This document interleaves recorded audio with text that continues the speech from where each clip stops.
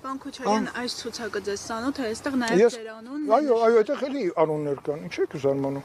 Ինչ ցուցակ է դա։ Ցուցակը ով տվել է ձեզ։ Մի հատ կանչեք Ռոբերտ Քոչարյան, ասես ցուցակը ով է քեզ տվել։ Դուք չեք տվել։ Ոչ։ Իսկ ձեր անունով գրեց։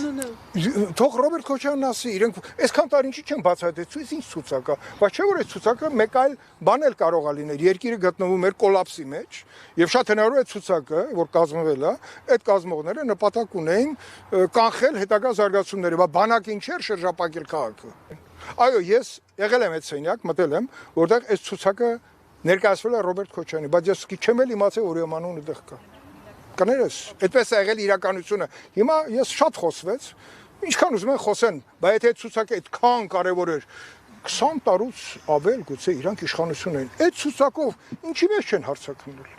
Ինչպես դուք չեք իմացել, պարոն Քոչարյան, ձեզ Ես ամեն ինչ գիտեմ ձեր մասին, բայց այդ ցուցակի մասին չեմ իմացել։ Տվել փոխնախարար։ Լսի, ես ավելի բարձր պաշտոններ եմ, դու խաբար ես։ Ես այլ բան եմ ասում, ինչպես կարային առանց ձեր իմանալու ձեր անունը գրեին այդ ցուցակում։ Շատ հանգիստ, ինչ կա։ Հիմա